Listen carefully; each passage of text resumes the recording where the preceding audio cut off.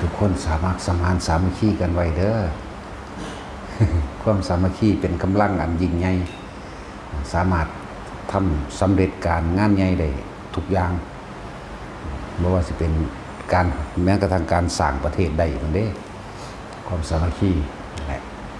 ว่าพุทธศาสนาเฮากำลังมีภัยจึงเน้นย้ำความสามัคคีเอาไว้กฎหมายถูกใส่มาทำลายพุทธศาสนาถ้าว่าผู้หลักผู้ใหญ่หรือหลายๆอย่างนั่นแหละที่ไปย่อมรับไปล่องรับเขาให้ใส่กฎหมายคุ้มครองสงฆ์ใดว่ามันบ่แม่นคุ้มครองนะอะไรมันเลยเป็นจุดหล่อแหลมให้เขามาทำลายได้ที่นี่เฮาอย่าไปหวังว่าไผสิซอยเหลือเฮาได้เด้อสิบอกให้บ่มีทางรัฐบาลบ่ซอยไผก็บ่ซอยนอกจากพวกเฮาต้องช่วยเหลือตัวเองป้องกันตนเองเป็นว่าเวลามีเรื่องเงียบเบิดบ่ว่าหน่วยงานราชการใดทั้งสิ้นแต่จังเสร็จมันดีโดดส่วนภาคใต้มันเป็นหยังมันคือบ่สำเร็จกะประชาชนคนทุกคนอยากกันหาอยู่หากินก็เป็นแค่หมากเกมในการหาเงินของเขาเด้ประชาชนคนทุกคนยากหรือข้าราชการชั้นผู้น้อยนะเอาอกเอาใจใส่ในการปกป้องบ้านเมืองในการรักษาความปลอดภัยแต่ว่าผู้ใหญ่ถือเป็นเกมเหมือนกับหมอเลี้ยงไข่เข้าใจบ่ล่ะผู้ใหญ่ผู้มีอำนาจมีโดยความเห็นแก่ตัวนี่นั่นแหละถ้าจิตปราบปรามจริงๆกันได้ทั้งนั้นแต่ว่านี่เขาเฮ็ดแบบลักษณะเอาไว้เป็นหมากเกมเดินเกมในการสร้างสถานการณ์เพื่อให้ได้งบประมาณก็ว่าตกใส่ผู้น้อยหรอกตกใส่ผู้ใหญ่ฟันเองนะแม้กระทั่งลบกันระวังเขมรกับไทยก็เหมือนกันบ่ต่างกันเลยเฮาก็สงสารทหารเกณฑ์สงสารทหารพรานที่ทุ่มเทชีวิตเพื่อปกปักรักษาพี่น้องทุกคนในประเทศนี่ทุ่มเทชีวิตเพื่อรักษาแผ่นดินเด้แต่ว่าสรุปให้ฟังแล้วว่านั่นเป็นเพียงแค่ว่ามาเกมเขาจะเอาทหารพวกนี้เป็นเกมเหมือนเป็นหมากลุกเดินไปเดินมาแบบนั้นแบบนี้งบนั่นงบนี่ลงมาเขาก็ปันดันนี่คือความจริงที่บ่มีผู้ใดกล้าเว้านะมันมีกล้าเว้าดอกเห็นบ่ยันจะเสียผลประโยชน์นะแน่นอนอยู่แล้วที่นี่พวกเฮาประชาชนพลเมืองทุกคนของประเทศมีความสมัครสมานสามัคคีกันซอยเหลือกันเกื้อกูลกันเด้ทหารรบเนาะทหารนี่ออกรบเฮาก็สนับสนุนส่งเสริมเป็นคลังแห่งอาหารส่งอาหารส่งน้ำยารักษาโรคเครื่องอำนวยความสะดวกต่างๆล้วนแล้วแต่ได้จากประชาชนทั้งเบิดแต่ว่างบทหาร3 เดือนจึงได้6 เดือนได้ปีนึงจึงได้ล้วนแล้วแต่ผ่านพ้นไปได้เพราะว่าประชาชนคนทุกคนนี่พลบาท2 บาท10 บาท20 บาท100 200ร่วมกันพวกทหารน้อยๆจังได้นะเป็นตะท่อถอยคือหยังเด้ผู้ใดเขาฮู้จักความจริงล่ะใน10ใน100เนี่ยแค่มาเกมนึงพอได้สร้างผลงานให้เขาถ้าสิเอาจริงๆลบกันจริงๆน่ะเขาสิห้ามไว้เด้มันตะออนเป็นตะท่อถอยคือหยังนี่ตัวเขาสิห้ามไว้เพราะว่าหยังมันมีช่องโหว่ในการบ่มันช่องโหว่แล้วก็ตั้งใจนั่นแหละในช่องโหว่ในการขายน้ำมันพิเศษในตัวเองในการขายอาวุธช่องโหว่ในการสินค้าต่างๆเป็นบางอย่างที่เขามีทุนอยู่ในหันนะมีหุ้นส่วนมีหุ้นส่วนในสแกมเมอร์มั่งหุ้นส่วนในการขายน้ำมันขายอาวุธหุ้นส่วนในหลายๆอย่างในการค้าขายแรงงานมนุษย์ฆ่ามนุษย์นี่ในหันเบิดนั่นแหละพวกผู้ใหญ่รุ่นใหญ่ๆเพิ่นเด้ถ้าสิเฮ็ดอีหยังเข้าไปแบบนั้นแน่ปั๊บถูกห้ามสกัดไว้นี่คือเฮาเห็นในข่าวเฮาฮู้จักกันแล้วกันหน้านะเฮ้ยใช้ไปก็สั่งของมันทำไปนะแต่ว่าเวลามาสั่งทหารหน่อยฮึดฮัดทหารหน่อยนึงเข้าใจว่าเขาสิเหมือนตนเองคนดีคนเต็มใจคนที่เต็มใจนะ คนที่สละตัวเองจริงๆก็เข้าใจว่าลูกพี่หัวหน้าใหญ่นั้นสิเป็นใจเดียวกันกับของไม่ใช่เลยเด้อเป็นตะท่อแท้คืออย่างนี้เด้เนาะนี่เป็นตะท่อแท้คืออย่างนี้ดิบัดมารู้ความจริงแล้วน่ะเขาเอาเจ้าของนั่นเป็นแค่มาเกมเขามาย่องนิดหน่อยมันฮึบขึ้นเราเด้เนาะทหารน้อยๆถึกย่องนิดหน่อยถึกตบไหล่แน่นิดหน่อยโอ้ตั้งแต่เล่ห์เหลี่ยมอยู่ในใจบักใหญ่ๆเท่าๆนั่นมันธรรมดาเด้นั่นแหละถ้าว่าแม่นได้กูตายก็ได้เนาะถ้ามันแม่นนี่สู้ตายเบิดอันพวกนั้นนั่นแล้วเฮาการฆ่าท่ายขนาดนั้นเนี่ยนั่นแหละจังว่า ประชาชนทุกคนมาเลยเฮาเริ่มเฮาทำความสามัคคีให้เบิ่งเป็นตัวอย่างแค่กลุ่มเล็กๆกลุ่มหนึ่งเพื่อสิเป็นแนวทางตัวผู้นำให้นำทางให้ประชาชนทั้งหลายทั่วประเทศสุดท้ายแล้วสู่ประชาชนบ่ได้เด้อสู่ประชาชนบ่ได้ดอกฉะนั้นจังว่าพวกเฮาต้องพึ่งพาตัวเองแล้วก็ในหมู่บ้านนั้นในวัดนั้นๆในหมู่บ้านนั้นๆในชุมชนนั้นๆนะอย่าแตกอย่าแยกกันเถาะจังว่ามันสิบ่มีประเทศที่อยู่แม้กฎหมายก็อยู่ใต้ศาสนาอื่นๆเอาศาสนามาคุมเรื่องกฎหมายพร้อมเห็นบ่ว่าเรื่องวัดเรื่องว่านี่ก็เหมือนกันที่จริงมันมีปัญหาอย่างเด้นะแต่ว่าเขาเฮ็ดให้มันมีนะจังซั่นแหละว่าแต่ละคนเกิดมาตายแน่นอนอยู่แล้วอย่าย่างสละตัวเองนะเขายังสละตัวเองจะให้เบิ่งเป็นตัวอย่างนี่แหละ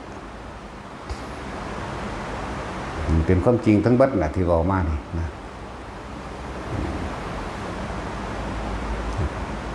แอบส่งน้ำมันให้กันก็เป็นเขานั่นแหละบักตัดสินสิไปส่งได้อยู่บ่วะเนาะเพราะฉะนั้นนายมีจอยส่งได้อยู่บ่น้ำมันหลายปานนั้น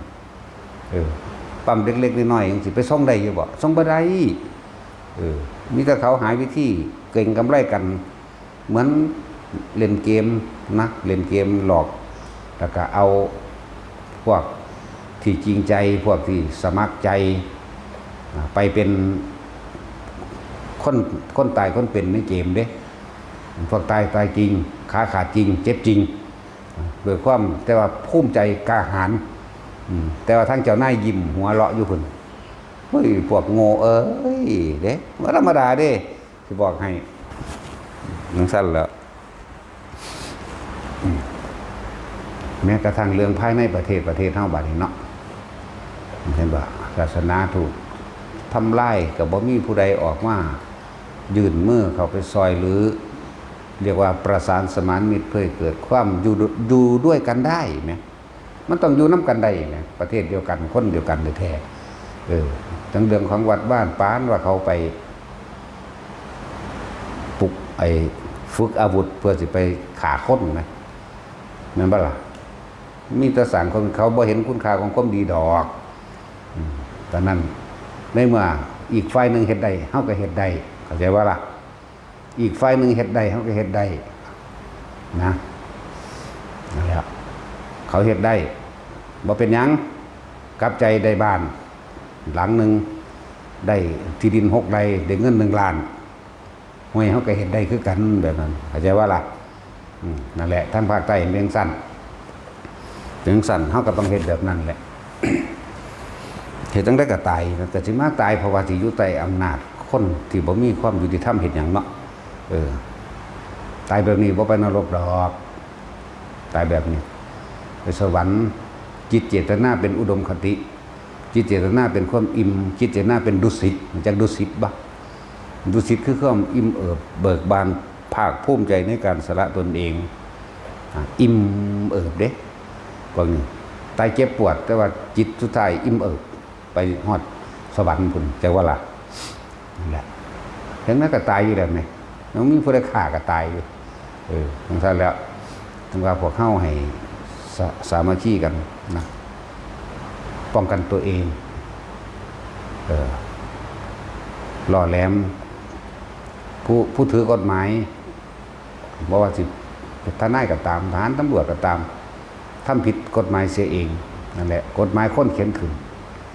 ถ้าปฏิบัติตามมันดีทั้งนั้นแต่ว่านี่มันบ่ตามเพราะว่าถือกฎหมายผู้ถือกฎหมายผู้ใหญ่ซิกแซกแต่ก็ใส่กฎหมายและใส่ยศพ้นนั่นพ้นนี่พันนั่นพันนี่เพื่อสิข่มเหงข่มคูประชาชนนะบัดนี้พอเข้าคันย่านที่เนาะย่านที่จริงนั่นเขาทำผิดนั่นสั่นเรียกว่าเอาตายเขาแลกโลดมันก็ย่านเท่ากันแหละเพราะว่ามันมีเงินหลายเนาะหนึ่งมันมีเงินหลายมันมีลูกมันมีเมีย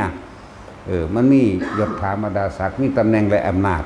มันบ่กล้าแลกกับเฮาดอกเฮาบ่มีหยังมันบ่กล้า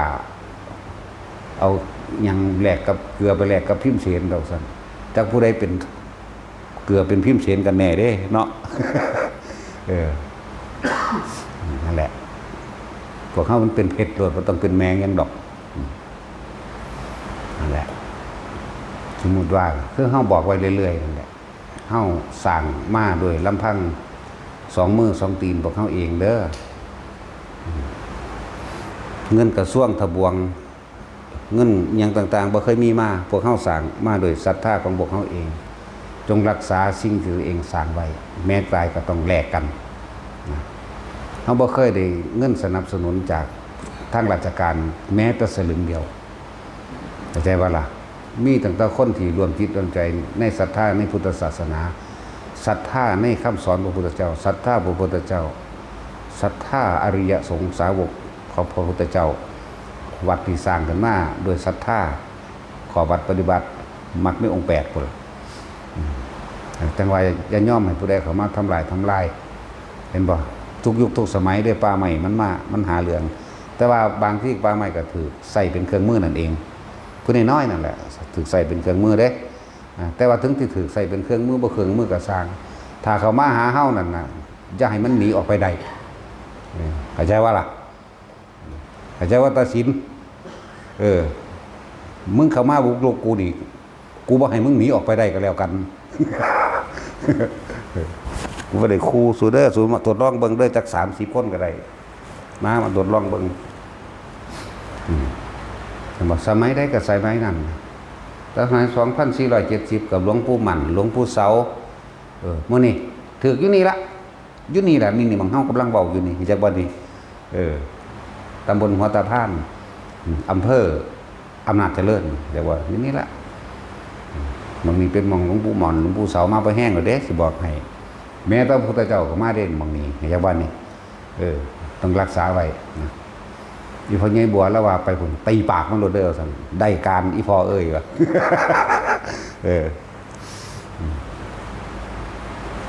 ฝากตีปากพวกบนในเด้อซั่นว่าตีแล้วเตะปากแมงเลยเพราะตีแล้ว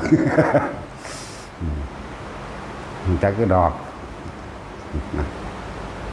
เพิ่นบอกไว้สุดแนวละความจริงมันนั่นน่ะสาระตัวเองมันบอกไว้แล้วทั้งสาระจึงบอกว่าที่ผ่านมาก็มีแต่พวกเดียวมาย่องๆแงกๆกับเฮาใจดีถึง30 กว่าเทื่อแล้วแม่เนาะบาดนี้ล่องทำทาร้ายทำทาลายเอาดอกเนาะแต่ว่าเอากิ่งเด้บัดนี้บ่ใจดีเด้สูเอ้ยตัวลองเบิ่งเด้อมาจาก50 คนก็ได้อยากรู้เนาะท่าเด้นี่กูสิเฮ็ดเป็นคดีตัวอย่างเห็นบ่พระพม่าฝึกยิงปืนเห็นบ่ล่ะคุณจักยังบ่ซึ่งเหลืองข้าแต่อิจฉาริษยากันอีห่านั่นมึงเอาขนมไปแล้วไปให้หลานมันลูกมันดีเบิดบ่จักยังแผ่นดินอยู่ก็บ่มีเว้ยบ่จักยังเขาสิเฮ็ดจังได๋ยังบ่รู้อีกนั่นล่ะพระพม่าที่เขาอยู่เป็นแน่นเป็นนาเขาเอาพระวินัยเป็นไงเด้กฎหมายบ่ได้ควบคุมพระวินัยของพระเด้เพราะเขาว่ารับเอาใช่บ่ล่ะเขาบ่ยอมรับให้เขาเด้อนั่นแหละเขาจึงอยู่ได้แล้วก็บุคคลก็ศรัทธาลูกหลานเขาเจ้าแม่นสิผิดเล็กผิดน้อยพ่อตอนนั้นวัดเชอะนี่เขาบ่ว่ากันเด้เอ้าเฮ็ดจังได๋กับลูกหลานบ้านเมืองของเฮาเองแม้นสิอยู่ณคินใดบางใดว่าเขาใหญ่แล้วก็อาจมีประโยชน์ต่อประเทศชาติ รืออาจจะได้เคยซอยเหลือพึ่งพาซึ่งกันและกันในภายภาคหน้าเขาบ่ได้เอากันเป็นนั่นเด้มันต่างประเทศเขามานั่นเขาซื่อๆได้นั่นแหละมันก็เลยแตกนั่นแหละเหมือนกันกับเฮาพวกต่างศาสนาหรือต่างประเทศเรื่องพม่ามันว่าล่ะแล้วว่าพวกเฮาสามัคคีกันบ้านนี่ก็ตีน้ำกันโหลดขากับขาแม่น้ำกันเบิดนี่มันจับก็มันจับเบิดนี่แหละแต่ว่าบางใดมันสิเขามาจับก็เขามาเอาเนาะอย่างสั่นแล้วตายเหมือนเดิมนะบอกแต่ละคนว่าอย่าย่านแล้วก็บ่เว้าเลยเรื่องกฎหมายเพราะผู้ถือกฎหมายท่านผิดใหญ่กว่าเฮาอีกของเฮานี่บ่ผิดศีลธรรมก็เอาล่ะงั้นสายตาชาวโลกเขาสิว่าผิดเรื่องเขาเปรียบเทียบโดยข้อมูลแต่จิตใจเฮามันว่างเปล่าไม่จักว่าล่ะว้ายกูบ่มีเจตนาเว้ยกูเนาะบ่มีเจตนาบ่ผิดดอกนี่เฮาเรื่องกฎแห่งกรรมแต่ว่าเฮาบ่รอให้กรรมมาให้ผลมันเอาเองเด้เฮานี่แหละสิเป็นเจ้ากรรมในเวทเองนั่นแหละจงปกป้องตนเองอนุญาตเบิดทุกองค์พระอยู่นี่ถ้าเกิดว่าถูกข่มเหงรังแกนำเลยบ่ต้องย่านบาปบ่ต้องย่านผิดเข้าใจคำว่าป้องกันตนเองบ่โดนนี่บ่มีเจตนาเด้จักว่าบ่โอ้ยอาบัตินั่นสัตว์มันบัดไปเลยจักวันนี้ไม่เท่าฟาดกกหูมันบัดลงแง่ๆๆๆๆคุณนั่นแหละถ้าเฮาบ่ปกป้องตนเองบ่มีผู้ใดมาปกป้องมีแต่ซ้ำเติมรู้ไหมโลกวัฏฏะรู้แล้วตามาเนี่ยผิดกฎหมายผิดนั่นผิดนี่นะอีหลีเด้เนาะตาเฮาผ่านมานี่เบรกวากมาบัดนี้กูบ่ใจดีเลยเด้กูดีใจเด้บัดนี้นั่นแหละบ่มันใจดีและดีใจได้บัดนี้แต่สู้มากก็คือมึงสิได้ออกเมื่อบ่ล่ะมึงสิได้ไปหาลูกหาเมียมึงบ่ล่ะเนาะอย่าเสี่ยงเด้กูบ่ได้มีลูกมีเมียเด้ถ้ามีก็มีเบิดหนีลูกก็ลูกเบิดหนีเมียก็เมียเบิดหนีก็ใช่ว่าล่ะตายก็ตายน้ำกันเบิดหนีแหละเนาะไว้บ่ยอมตายได้กูจะเอาผู้อื่นตายบ่ได้หลวงตาเพิ่นเห็นบ่เพิ่นว่าหลวงตาบ่ข้อขาดโอ้ยอีพอลูกเจ้าบ่ได้ข้อขาดได้ข้อผู้อื่นขาดมีแต่จะเอาข้อผู้อื่นขาดเด้ถ้ามาผิดศีลธรรมแล้ว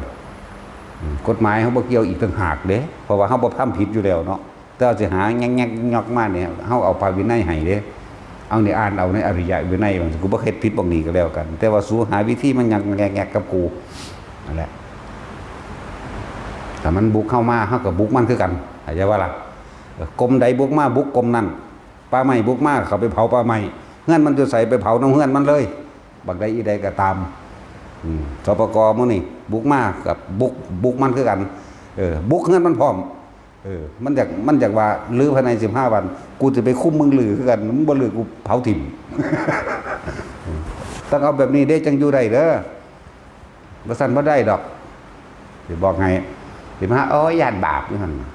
โอ้ยย่านแต่ว่าบาปละกูนี่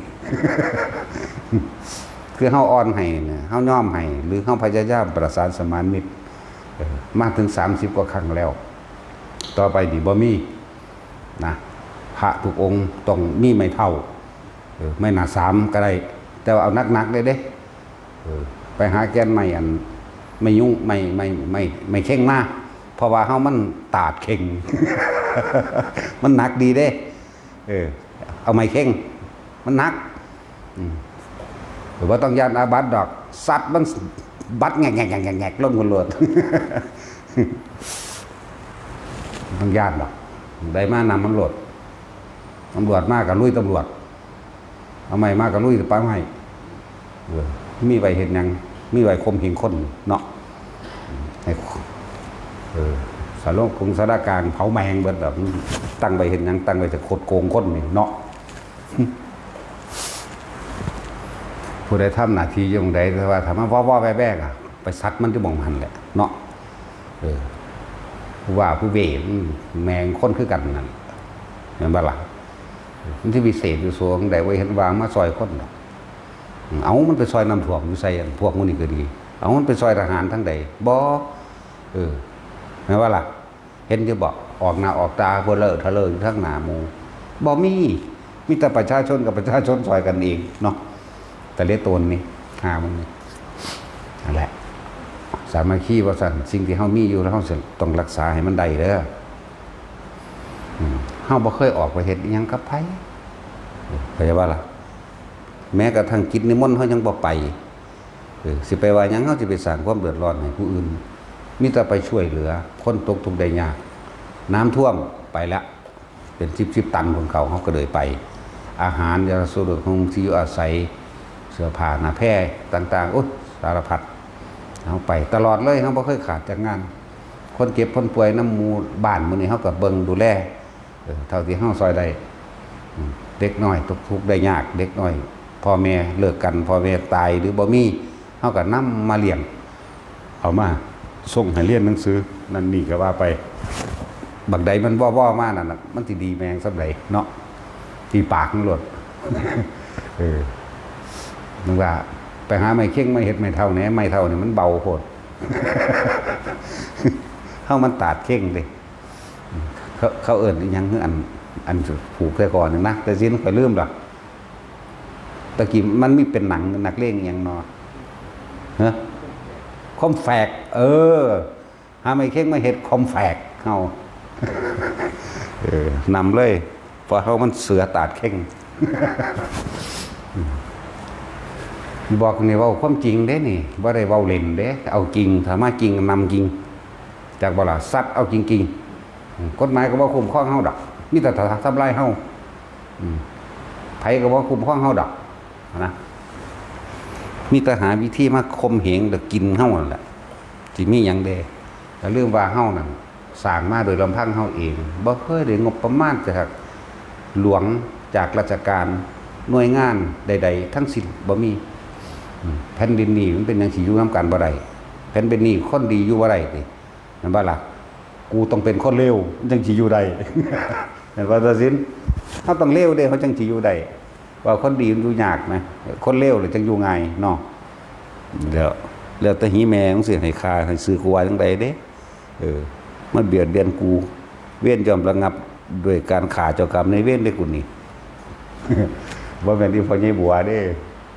ดวงตาบ่คอขาดสั่นโอ้ยอีพ่อว่ะลูกเจ้าบ่เป็นสั่นคอคนอื่นต้องขาดเพิ่นว่าล่ะโอ้ยเฮาก็อยู่นำเพิ่นมาก็หลายอย่างที่เฮาฮู้เฮาเห็นหลายอย่างอยู่เนาะเพิ่นนั่นน่ะโอ้ยมีแต่จะไปทำเขาหยังฝาเฮา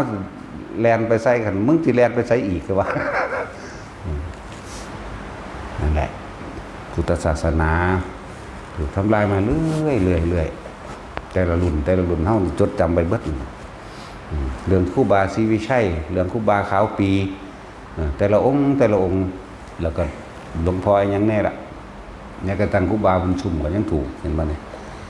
ธรรมดาว่ะหลวงพ่อสุมโนดาบทมื้อนี่เว้ามาแล้วเป็นตะเดตนเขาเจ้าไหลมาที่หลวงพ่อยันตะมื้อนี่ภาวนาพุทโธมื้อนี่นะไหลมาเรื่อยๆจึงจักหลวงพ่อปู่เมืองมื้อนี่มันเรียนความจริงเด้อมันแต่ว่าคนมันคือว่าล่ะคนจิตใจมันต่ำว่าจะออกข่าวแนวต่ำๆเสือโลดเด้เนาะเสือเลยจริงโลดแล้ว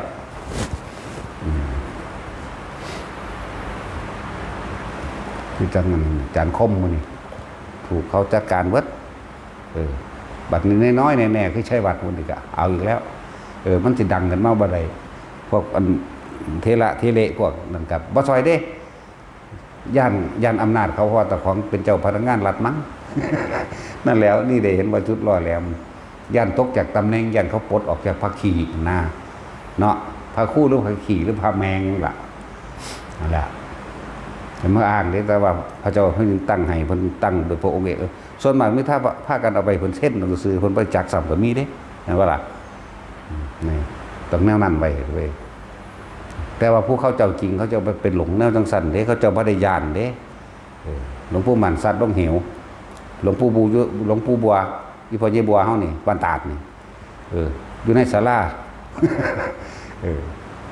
อย่างพระธรรมวิสุทธิมงคลพระราช โสพลญาณนี่ยังจังซี่เอาเพิ่นเอาใส่ตู้ไว้เพิ่นล็อกกุญแจไว้มึงจะออกมาเด้ มึงอย่าออกมาเด้มึงอยู่นี่แหละนั่นแต่อีตาบัวเนี่ยแต่ถามหาอีตาบัวน่ะเห็นหลวงตาบัวน่ะเห็น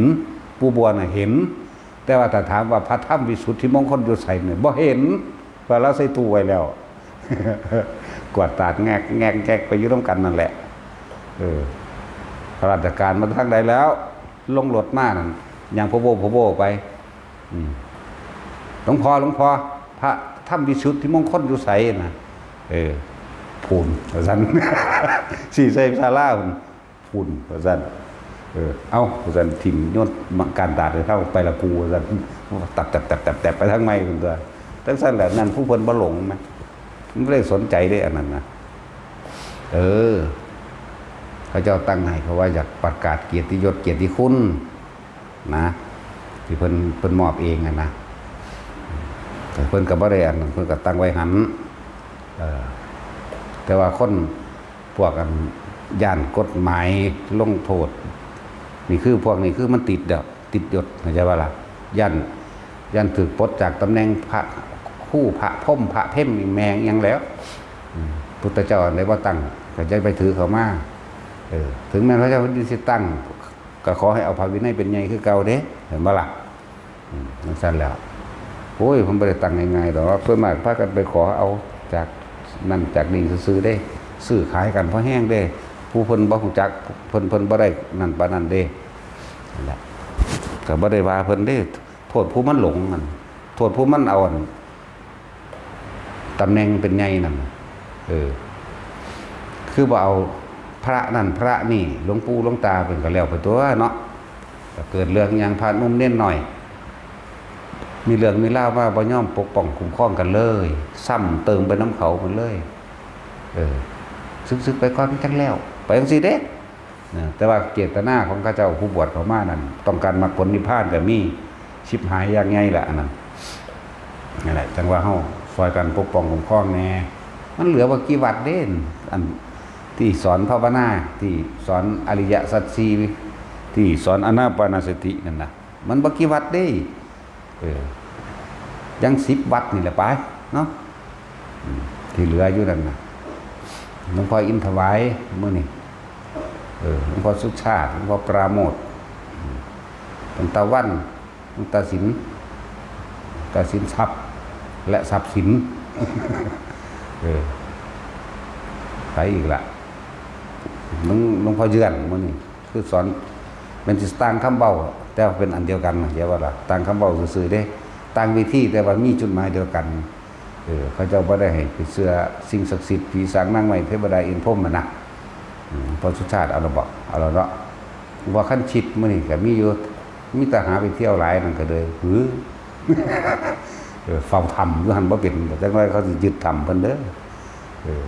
เอาดีๆเด้อเพิ่นก็เลยเพิ่นอยู่ในป่าหลวงพ่อโสภามื้อนี้ผู้เพิ่นดีโสภาหลวงปู่บุญมามื้อนี้นั่นเพิ่นก็เบิดแห้งแล้วเด้มันตาเฒ่าแล้วนี่9 วัดแล้วนี่9หม่องแล้วนี่มันได้อีกบ่นี่แต่สิว่าใช่วัดแน่มันก็ถือกันแกล้งไปแล้วบักห่านก็เลย ถึงได้ก็สร้างปกป้องกันนั่นเลยเว้ยไปก็ดีเนาะ ไปอีกแน่ละแต่จังว่าพวกเข้านั้นมีภัยอันตรายคนศาสนาพุทธเดียวกันหรือพระสงฆ์เดียวกันเวลามันมีภัยจังสี่ก็ร่วมตัวกันตัวเนาะร่วมตัวกันที่จริงมันไม่ได้มีแยกแยะอิหยังดอกเหมือนด่ากันกับมันด่ากันหลักไปขากันเด้พระกับพระด่ากันก็ดีเห็นบ่ล่ะด่าพอตักเตือนกันซึ่งพระวินัยมันผิดซื่อเด้พุทธเจ้าบ่ได้สอนแม่นบ่ล่ะเฮ็ดเครื่องร่างของขังบอกหวยบอกเบอร์มันผิดแต่ว่าเพศภาวะแห่งภิกษุภาวะมันมีคือเก่าเด้จักว่าล่ะกันแล้วเพราะว่าเฮาก็เชื่อเฮาก็มั่นใจเรื่องของกรรมอยู่แล้วว่าเขาทำผิดเขาก็รับของเขาเข้าใจบ่ล่ะเฮาบ่ไปฆ่าเขาเด้นะแต่ว่าเวลามันวิกฤตจังซี่แล้วก็ร่วมตัวกันตัว มันตัวกันโลด ผู้ใดมีปัญหานั้นนี่ก็มาสิเป็นผู้นำให้เนาะ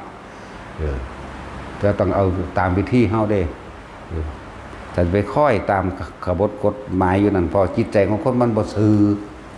มันบ่ได้ไปตามความซื่อสัตย์เด้ทั้งนั้นเป็นความเจ้าเล่ห์มันอย่าเพื่อสิทำลายอยากบ่ล่ะนั่นแหละว่าให้ร่วมตัวกันแน่มียังให้ซอยเหลือกันอันนั้นนี่ก็บอกกันมาตัวบ่ล่ะท่านแล้วเฮาสิออกมันเป็นอันเดียวกันนะพระสงฆ์เป็นอันเดียวกันเลยจะอวดตะเก่งนั่นนี่หลายมันฮอดสิบ่มีแผ่นดินอยู่พุ่นเด้อสิบอกให้พวกอวดเก่งเนาะบ่มีอีรูจริงๆเด้เจ้าสิเป็นทาสรับใช้เขาต้องทำตามพระเจ้าเขาเด้สิบอกให้ตอนนี้เฮาเป็นอิสระนี่จากว่าล่ะพระเจ้าตากสินมหาราชกู้ชาติขึ้นมานี่ก็อาศัยถวายชีวิตเป็นพุทธบูชาประกาศอิสระขึ้นชื่อว่าไทยเป็นอิสระจากสิ่งทั้งปวง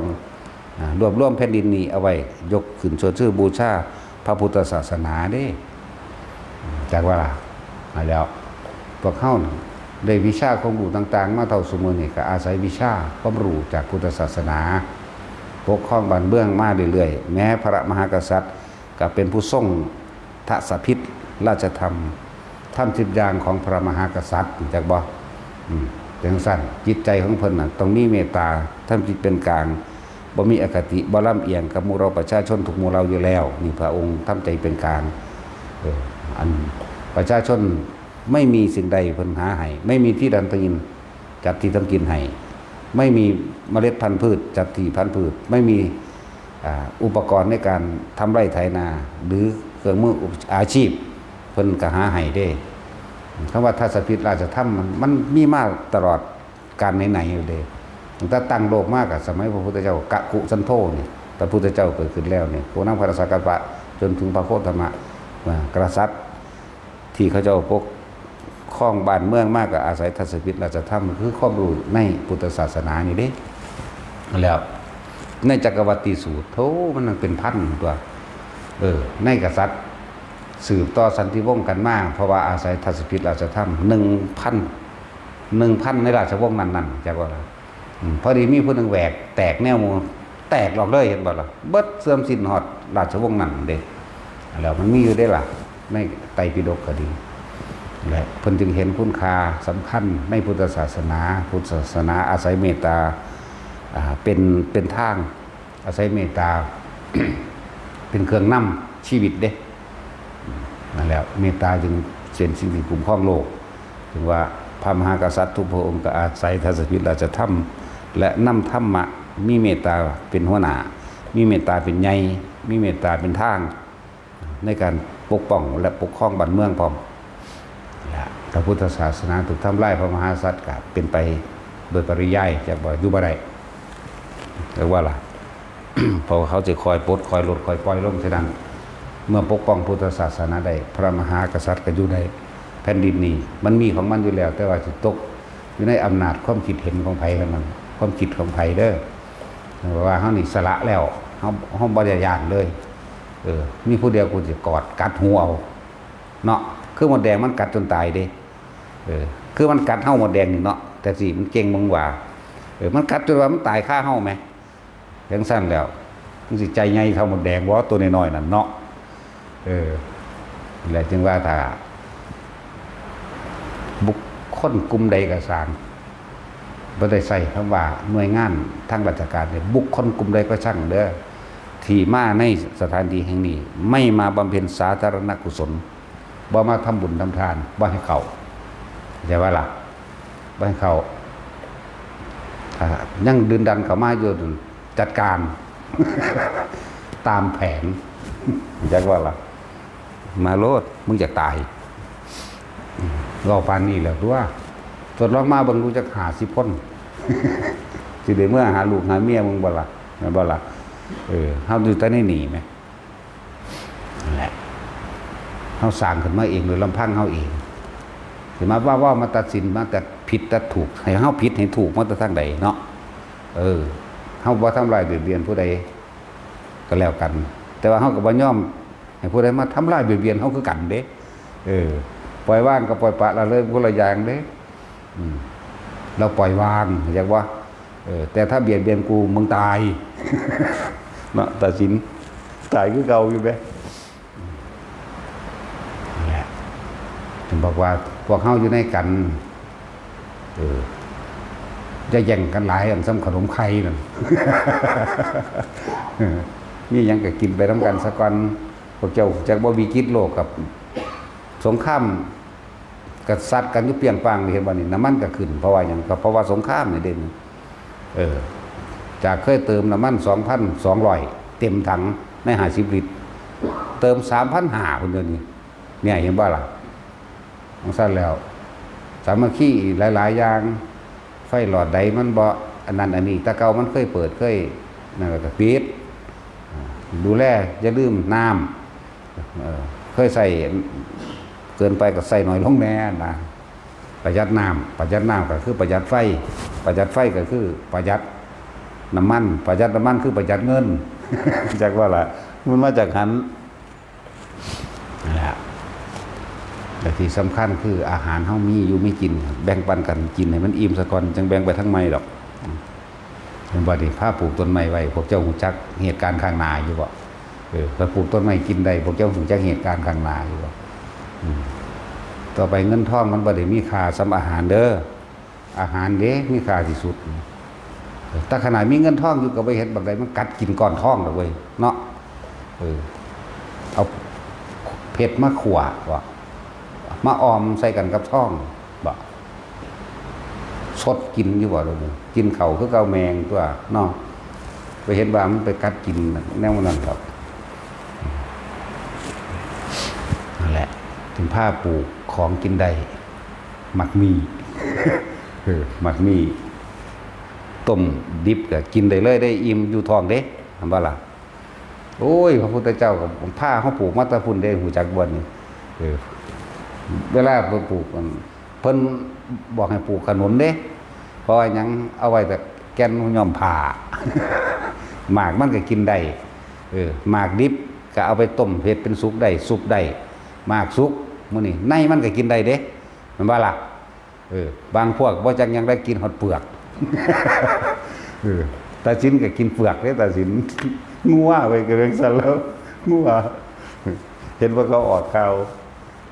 พ่อแม่เลี้ยงดีหลายบ่ฮู้จักซื้อหมักมีไว้มันบ่จักนั่งกินมันกัดกินอย่างเต็มปากอยู่โอ้ยเนาะปลูก เจ้าปลูกขนุนอ้อมตัวปลูกขนุนอ้อมวัดแต่ละหม่องทนทานใหญ่เร็วซึมซับดูดน้ำในตนเองจากว่าล่ะบัดเขาปลูกไว้น้ำผีหินแห่โคโลกะเลยมันก็ใหญ่เสยเป็นหมากเสยไหมเนาะทนท่านใหญ่เร็วถูกกับอากาศถูกกับบางทีขาดน้ำสั่นละลิ้นจี่ลำไยมันยังงั้นต้องดูแลอยู่เด้เนาะหมักมีเดี๋ยวคือปลูกถิ่มน้ำทางยังได้อยู่ได้กินเสยนะฮะต้องว่าผ้าปลูกสิ่งเหล่านี้ไว้พวกเจ้าจักเหตุการณ์ข้างหน้าบ่พวกเจ้าไปอยู่บ้านมันก็สิอดอยากแล้วต้องเบิ่งเลยแต่ว่าสามัคคีรักษาไว้รวมใจกันแม่นว่าล่ะอยู่นี่ยังเขามีบักฮงกินอยู่เด้บ่ทันก็สิเน้นว่าบักฮงใหญ่ขาดเด้อปีหนึงว่าต่ำกว่า1,000 ต้นเด้ยายจอยแอวส่งเพิ่นล่ะปลูกบักฮงกับยายล่มปลูกบักฮงปลูกบักม่วงปลูกบักมีเบิดทุกอันทุกอย่างที่มันกินได้พาปลูกไว้จึงบอกว่าให้รักษาสถานที่เฮาให้มันอยู่ผลหมากรากไม้เป็นแหล่งอาหารของเฮามันเต็มอยู่ในนี่เด้เวลาเขาสงครามกันพวกเจ้าสิออกไปดำหน้าอยู่ไสสิไปทำงานหาเงินซื้ออีหยังอยู่ไสเพิ่งรักษาไว้สิ่งซื้อเองมีอยู่ตัวมันเป็นหมากเป็นผลเบิดแล้วแหมเนาะสิยอมหนีไปไผบักใดเขามาไล่เฮามึงตายอยู่เท่านั้นเด้บัดนี้สั่นก็คนเฮาก็หากินไปตายนึงนะแท็กซี่นึงเห็นเพลงอยู่โย่ยินบ่สุดท้ายก็หากิน3ตายบ่เห็นล่ะตำแหน่งอะไรเงินแสนเงินล้านก็เอาไปบ่ได้สุดท้ายก็หากิน3ตายเท่านั้นนึงนะ แล้วเฮาตายโดยอุดมคติก็แล้วกันนะที่เฮ็ดไว้ทั้งเบิดนี่เพื่อลูกหลานเลี้ยงหลนในภายหน้าจะได้มีพระสุธาอาศัยเสียเลือดเสียเนื้อเพียงใดก็ช่างแต่ว่าจงรักษาไว้ให้ลูกหลานสืบไปรักษาอย่างไรอันดับต้นแรกรักษาแสงสว่างรักษาความจริงคือธรรมรักษาธรรมไว้เพื่อเป็นเครื่องนำทางให้เขาใส่ชีวิตที่บ่ตกต่ำคนที่มีธรรมน่ะเฮ็ดจังได๋ก็มีทางออกก็แล้วกันคนบ่มีธรรมบ่มีทางออกหรอกบ่มีทางออกบ่มีทางออกจากวัฏสงสารส่วนคนมีธรรมมีทางออกจากวัฏสงสารวิธีออกพุทธเจ้าเฮาก็เพิ่นก็สอนเอาไว้บ่แห้งนั่นออกจากในลมหายใจนั่นนึงได้ล่ะทางที่สิเข้าสู่พระนิพพานก็ดีมันว่าล่ะอยู่ในหั่นแหละลมหายใจส่วนสติปัญญาทั้งหลายไม่การระลึกนึกถึงผิดชอบชั่วดีตลอดทั้งการรอบรู้ต่างๆตามความเป็นจริงแต่ทุกอย่างเกิดขึ้นแล้วที่บ่แตกสิบ่ดับบ่มีจักอย่างที่สิบ่เสื่อมสลายบ่มีจักอย่างทุกอย่างเพราะฉะนั้นเพิ่นสิว่าสัพเพธัมมานารังอภินิเวสาวะว่าสิ่งใดทั้งปวงมันมีความเกิดขึ้นเป็นธรรมดามีความแตกดับเป็นธรรมดาอันบุคคลทั้งหลายไม่ควรเข้าไปยึดมั่นถือมั่นเด้ความเห็นตามความเป็นจริงว่าอนิจจังกับอนัตตาทุกอย่างเกิดขึ้นแล้วตั้งอยู่และดับไปบุคคลผู้ใดเข้าไปยึดมั่นถือมั่นบุคคลผู้นั้นก็ได้ทุกข์อนิจจังอยู่หน้าอนัตตาอยู่หลังทุกขังอยู่กลางใจอนิจจังคือความบ่ยีรังอย่างยืนตั้งแต่เกิดแม้ร่างกายคนเกิดมากก็ดีเห็นบ่อนิจจังจึงอยู่หลังอันนี้จังอยู่หน้าอนัตตาอยู่หลังหมายถึงเกิดมาแล้วก็ตายทุกขังอยู่กลางเด้เพิ่นสิเขียนอนิจจังทุกขังเนี่ยอนัตตาเป็นบ่เพราะว่าเฮาแบกสองอย่างเฮาได้เป็นทุกข์เที่ยวเวียนว่ายตายเกิดออกจากวัฏฏะแปลว่าวงกลมแปลว่าหมุนแปลว่าวนอยู่ในที่เก่าๆเรื่องเก่าๆเดิมๆนั่นบ่ล่ะนั่นแหละวนกับวัฏวนก็คือกิเลสวัฏนั่นเองกิเลส1,500อย่างพุ่นเนาะนับเอาที่เดี๋ยวนี้มันเพิ่มขึ้นมาอีกมีโทรศัพท์พร้อมมีคอมพิวเตอร์พร้อมแต่สมัยพุทธเจ้าอยู่นั่นไล่ไปว่าต้นบักม่วงต้นบักมี่กูอยากได้ต้นกุ้งต้นย่างนั่นวะหินหรือเลือกสวนไร่หน้าสถานที่นั้นนี่เด้เดี๋ยวนี้มันเลย1,500อย่างแล้วเดี๋ยวนี้โทรศัพท์รุ่นนั้นรุ่นนี้คอมพิวเตอร์เครื่องบอกเครื่องบินก็มีเด้สมัยตะกี้มันบ่มีที่เครื่องบินมีตั้งแต่ว่าหยังละปลาสิแลนกินดาวคนก็เข้าใจว่าเป็นปลาช่อนมันจะไปกินจังได๋เด้คิดไปเห็นบ่ล่ะแล้วมาพงเขาเซาออกดอกเล็กฟู่น้ำของนุ่นจมหยังละไฟฟ้าปลาสิแลนกินดาวยังเพิ่นบอกคงไว้ดอกเป็นสุภาษิตอีสานแปลออกมาที่1ดอกอันนั้นแล้วว่าพวกเฮาเน้นย้ำความสามัคคีความเห็นอกเห็นใจซึ่งกันและกันซึ่งบอกกันมาเรื่อยๆอยู่เฮาได้มาร่วมกันแล้วจากบ่ล่ะจากที่จักเป็นไผจากคนผู้เดียวหมื่นแสนล้านดวงใจร่วมเป็นหนึ่งเดียวกันให้รักกันรุนดังไว้แขนขาอวัยวะเดียวกันจะทำลายกันเพราะการทำลายกันทำลายเหมือนกับทำลายตนเองนั่นเองจากบ่ล่ะแล้วเฮาได้โอ้ยเป็นห่วงคือหยังนี่เด้เห็นคนผิดกันปักแยกแล้วมันจะสูญใส่รถเห็นคนรังเกียจกันขยงเข้ามาในหัวใจดึกๆเข้ามาเลยได้ความรู้สึกแต่คนรังเกียจกันนะมันสิเป็นดึกๆเข้ามาในหัวใจของเลยนั่นแหละทันทีสิมานำกันอยู่นำกันเห็นกันแล้วทำความดีร่วมกันทำร่วมกันกับทำไปตายจากกันซื่อๆได้ว่าจะทำไปหยังดิบ่มีผู้ใดอยู่เป็นอมตะใดได้อยู่นี่เนาะ บ่มีผู้ใดอยู่อามอนใดได้อยู่นี่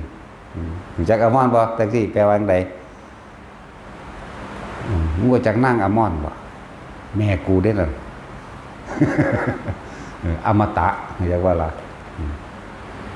นางอมตะนางอามอนนั่นแหละบ่มีผู้ใดอยู่คำฟ้าได้ดอกนางอามอนสมัยพระใหญ่มโหสถมั้ยปานนั้นว่าอ่านพระไตรปิฎก2 หน้าบ่ จังซั่นแล้ว นั่นแหละเพิ่นใส่ประสบการณ์จริงในชีวิตจริงของพระองค์เอง40อสงไขยแสนกับตั้งแต่เริ่มต้นปรารถนาเข้ามาแต่ว่าก่อนนั้นก็มีเหมือนกัน แต่ว่าท่านปรารถนาหยังแต่ว่าหาอยู่หากินซ้ำตายไปซื่อๆแล้วเป็นเป็ดเป็นไก่เป็นหมูเป็นหมาเป็นงัวเป็นควายเป็นคนเป็นอินเป็นพ่อมมั่งเที่ยวเวียนไปเวียนมาหาหม่องออกก็บ่ได้หลังจากพระองค์เริ่มตั้งปณิธานในการปรารถนาความเป็นพระพุทธเจ้าแล้วนั่นแหละจึงมีการบันทึกต่างๆที่พระองค์บันทึกไว้ในจิตเพิ่นเองนั่นแหละจึงเอามาแสดงเอาประสบการณ์จริงชีวิตจริงได้มาแสดงให้พวกเฮาได้ฟังมาให้ซี่ให้เห็นอันนี้เป็นโทษอันนี้เป็นประโยชน์อันนี้เป็นคุณตายแล้วไปสวรรค์มั่งตายเกิดมาสัตว์ไม่รวยมั่งนั่นมั่งทุกข์ยากลำบากหรือเป็นพิการขอทานมั่งเพราะการกระทำสิ่งนี้แล้วสั่นแล้วเพิ่นก็บอกความจริงของเพิ่นเด้ตั้งแต่เริ่มต้นมาจนมาถึงสุดท้ายแล้วเพิ่นตั้งถิ่มทุกอย่างที่เพิ่นมีสูงสุดแล้วก็คือมหาจักรพรรดิเพิ่นเกิดเป็นพระเจ้าจักรพรรดิเท่าใดเป็นถึงอยู่ในหลาย 1,000 ชีวิตจังซี่นะสั่นล่ะจนบ่ท้าทายเพิ่นก็เลยเฮ็ดแนวใหม่อีกเป็น 1,000 ชีวิตมั่ง36กัปมั่งแต่สิเท่าใดแล้วแต่ว่า36กัปนั่นน่ะบ่ล่ะเพิ่นก็เว้ามาบัดนี้พวกติดตำราก็ค่อยก็เอามาทิ่มแท่งกัน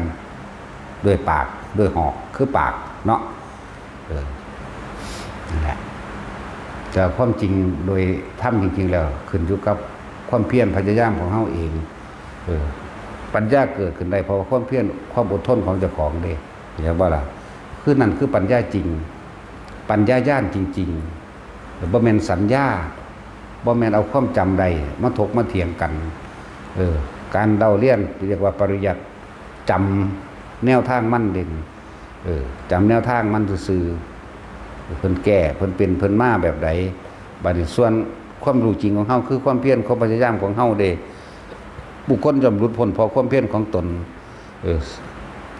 สถานการณ์จริงในชีวิตจริงประสบการณ์จริงของเจ้าของนั่นแหละคือปัญญาของเจ้าของเป็นปัญญาญาณแท้ๆก็ดีบ่ได้เรียนว่าเอาหนังสือมาอ่านใส่กันหรือว่าปัญญาญาณคือบอกเฮาอยู่นั่งอยู่เดียวนี่แหละถ้าคนนั่งฟังอยู่นี่ถ้ารู้สึกว่าเก็บแข้งเก็บขาเมื่อนตีนมันซ่านั่นอยู่กับตัวเองแล้วเข้าใจว่าล่ะสงบแล้วเด้นั่นถ้าบ่สงบบ่รู้สึกตัวมันบ่ฮู้เมื่อได้ว่าคือมึนแข้งมึนขาแท้เข้าใจว่าละบาดมันบ่แม่นแค่ว่าสิปึ๊บแบบสงบแบบบ่เห็นหยังเลยบ่รู้หยังเลยเด้ซำนี้ก็เอิ้นว่าสงบแล้วแค่รู้สึกตัวนั่นแหละแล้วพระท่านบางทีให้เฮาจับไว้สติปัฏฐาน4บ่กายเวทนาจิตกายก็รู้สึกได้กายว่าจังไดว่ามึนแข้งมึนขานี่สงบแล้วมันยังอยู่ในกายเขาจะบ่นี่กายในกายอันนึงนี่จังเน้นเข้ามาก็คือลมหายใจเวทนานอกๆเอานอกแค่เวทนานอกกายในอยู่ในกายเฮาซะก่อนมึนแข้งมึนขามันก็อยู่ในกายจะว่านี่ว่านี่ในเข้าไปเวทนาในหมายถึงพอใจก็บ่พอใจถ้ามันบ่ฮู้ว่าตัวเองพุ่นมันไปอยู่นำผู้อื่นล่ะความคิดไหมมันคิดไปหักผู้นั้นไปสั่งผู้นี้ไปจากใดนั่นใดนี่เป็นนั่นเป็นนี่ไปแล้วนั่นมันออกไปแล้วแค่เฮารู้สึกตัวว่าเฮาเก็บแข้งเก็บขาจุกเสียดเนียนท้องตอนเฮานั่งอยู่นี่มันก็เอิ้นว่าเป็นผู้มีสติรู้อยู่ในกายแล้วเด้อบ่ต้องมองไปจนถึงว่าพุ่นน่ะแต่สงบแบบปึ๊บดับปึ๊บอย่างบ่แม่นแบบนั้นก็อย่างนึงจังซั่นอะไรจึงว่าพวกเฮาขาดความเข้าใจหลายอย่างการที่อธิบายโดยละเอียดละออโดยลำดับนี่ยากมันธรรมดาเลยคือเฮานั่งสมาธิหรือนั่งอยู่จังซี่เฮาทำความเพียรของเฮาอยู่นี่เฮาไปหาความสงบอยู่ภายนอกต้องเป็นแบบนั้นคืออาจารย์องค์นั้นคือได้ตำราแบบนั้นเห็นบ่ล่ะ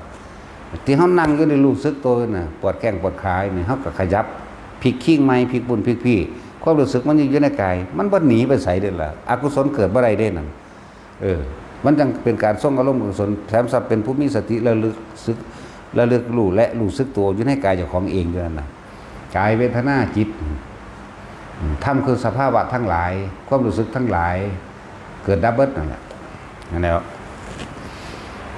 บ่แม่นแค่ว่าสิไปเอาแต่ยอดมันหลายเด้อที่เฮ็ดอยู่นี่เดินจงกรมก็รู้สึกตัวได้บัดนี้เฮาจับเอาความรู้สึกตัวมาเป็นจุดร่วมลงเพื่อบ่ให้มันฟุ้งออกไปหม้องอื่นก็เลยเอามาไว้อุณโลมบ้างบนหัวบ้างถ้าได้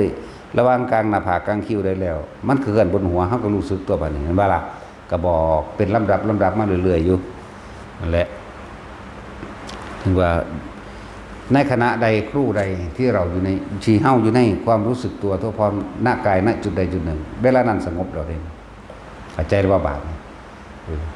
สงบบ่แม่นบ่คิดหยังเด้บ่แม่นว่างไปเลยถึงขั้นนั้นเด้เฮาเอาตัวสงบจริงๆสงบจากความคิดนึกปรุงแต่งในความอยากได้และอยากเป็นก็เกิดอารมณ์ใดหรือว่าใดสงบจากการเห็นคนอย่างไปอย่างมานี่จะว่าล่ะสงบความคิดเด้เขาเอาเรื่องนั้นเรื่องนี้สงบล่ะเพราะว่าเขาบ่นำไปคิดนำเขาเข้าใจว่าละบาดนี่ได้สงบแท้ๆมันปราศจากความคิดนึกปรุงแต่งกับเขาปราศจากการเข้าไปยืนยันตัดสินว่าผิดว่าถูกว่าดีว่าเลวมันบ่ล่ะสงบตัวนี้ได้สงบนะ บ่แม่นสงบแบบบ่รู้จักหยังบ่แม่นสงบแบบบ่รู้ยินหยังบ่ได้กลิ่นหยังแค่นี้ก็เอาแล้วพวกเจ้าสิไปอีหยังก็รอตราบใดที่เฮาอยู่ในความรู้สึกในกายณจุดใดจุดหนึ่งอุณโลมก็ตามบนหัวนี่ก็ตามหน้าอกก็ตามหรือแม้กระทั่งความรู้สึกในกายของเฮาเองปวดขาปวดแอวก็ตามเนี่ยความคิดมันบ่ได้ไปจิตไม่มีที่ตั้งหมายถึงความคิดมันบ่ไปตั้งอยู่กับบุคคลสัตว์สิ่งของเด้มันอยู่ในกายคือเก่านี่มันอยู่ในหมวดของสติปัฏฐาน4เหมือนเดิมนั่นแหละแค่นี้กระจกอยู่ได้แล้วบัดนี้พวกเจ้าคิดถึงคนนั้นคนนี้บังดูมันสิอยู่ได้บ่มันอยู่ยากเด้บัดนี้เนาะมันห่วงคนนั้นมันห่วงคนนี้มันจะออกไปแล้วเด้น่ะตัดสินใจยึกยักไปดีบ่นออยู่นั่นตะกี้มันไปแล้วความรู้สึกไปแล้วเพราะว่าความคิดไปแล้วความคิดไปความรู้สึกไปความคิดก็คิดไปถึงสัญญาเก่าๆหมายถึงรู้จักคนผู้นั้นแหละก็ปรุงแต่งไปนะความรู้สึกห่วงนั่นอยู่ล่ะเกิดเราเด่นน่ะถ้าร้องนวงอยู่หน้าผากน่ะเสียหยาดงอกอยู่ไหนงูอันไผก็แล้วแต่สิว่าย้ายแม่ครูบาแหลมก็หูหนวกเอิ้นถามก็บ่ได้เสยถ่ายใหญ่คือหยังนึง ตั้งแต่เราบ่ฮู้ยินเด้อแม่ก็หูหนวกบ่เอิ้นถ่ายใหญ่แล้วบ่ฮู้ยิน จังซั่นแล้วแต่แย่สงวนใครแน่แย่สงวนเมื่อยบ่เลยแหละ แต่แหละแล้วก็ถอนหญ้าถอนหยังเล่าหดน้ำต้นหมอกต้นไม้ของเราไปแล้วก็อยู่ในความรู้สึกโตของเราด้วยมันนะมันไม่ได้คิดฮอดบ้านหรอกว่ามันจะเอาอย่างมาดิ้นรนกับวนกับไหวเดี๋ยวนี้มันอยู่ในกายหรอกเจ้าว่าหลักมันก็หดน้ำของเราไปถอนหญ้านั่นนี่ไปแต่ความรู้สึกตัวเรามันอยู่หัวอยู่หน้าผากอยู่เด็กนั่นไหมมันจะเอาอย่างมาทุกข์เดี๋ยวนี้มันจะเอาอย่างมากังวลมันจะเอาอย่างมาห่อนห้นกระวนกระวายอยากไปพุ่นอยากไปพี่ก็มันอยู่ในบ้านจริงๆแต่คือกายนี่เห็นบ่เนี่ยตัวนี้เด้มาแล้วอยู่ในเลื่อนกายแห่งตนเองในความรู้สึกในกายไปแห้งหรอกมันกับบ่ดิ้นรนอยากไปพุ่นไปพี่ก็มาละนั่นแหละนั่นจึงเน้นกายเวทนาจิตเวทนากายให้เป็นหนึ่งกายก็คืออยู่ในจุดหนึ่งเวทนากายเวทนาจุดเดียวหน้าผากกลางหัวนี่ก็จุดเดียวใช่ป่ะล่ะเพราะว่าหลายคนมันเกิดอะไรหมองเลยเบาจังซี่เลยเบาบางคนเกิดน่วงหน้าผากเลยบางคนก็น่วงนิ่มๆเนิบๆนาบยุบนับกลางหัวนี่ก็หนึ่งจากว่าหลักทั้งสั้นแล้วทั้งคนจุกะอิ่มในระหว่างทำกลางหน้าอกจังซี่ไหมเบิกบานอิ่มนี่แหละอยู่ซ้ำนี่มันกับพ้นเราได้เห็นไหมมันวางพากันคิดว่าเป็นจังไดจังถามแต่พระอรหันต์เป็นจังไดดูดิคือมันจะพากันบืนใส่อยากเป็นแท้อยากเป็นนั่นอยากเป็นนี่สิอยากเป็นเฮ็ดหยังแค่อยู่ในความรู้สึกแห่งกายใดมีว่าไว้3 จุดจังซี่ว่าบางคนก็แซ่อยู่กับลมเลยเห็นกาย เพิ่นมีความรู้สึกว่าร่างกายหายใจไปเลยเด้นั่นจักว่าล่ะอันแล้วบางคนก็อยู่หน้าผากบางคนก็อยู่บนหัวบางคนก็อยู่ทำกลางอกเข้าใจบ่บาดมันอยู่แค่นี้นึงเด้อะไรให้ทุกคนมีความรู้สึกอยู่แค่นี้แหละบ่ต้องไปอีหยังมากดอกบ่ต้องไปอยากเป็นบ่ต้องไปตั้งหวังว่าสิสงบดอกมันถือความคิดหลอกเบิดดอกสงบมันเป็นจังไดแม่นบ่ล่ะสงบมันเงียบไปเลยบ่ฮู้จักหยังเลยบ่จับปุ๊บคือนอนหลับบ่มันเข้าฌานแต่อีกอย่างนึงแต่ว่านั้นมันก็ยังมีสติรู้สึกได้รู้ได้นะจังซั่นแหละเฮาให้ฝึกง่ายๆนึงเด้อยู่แค่นี้นึงเด้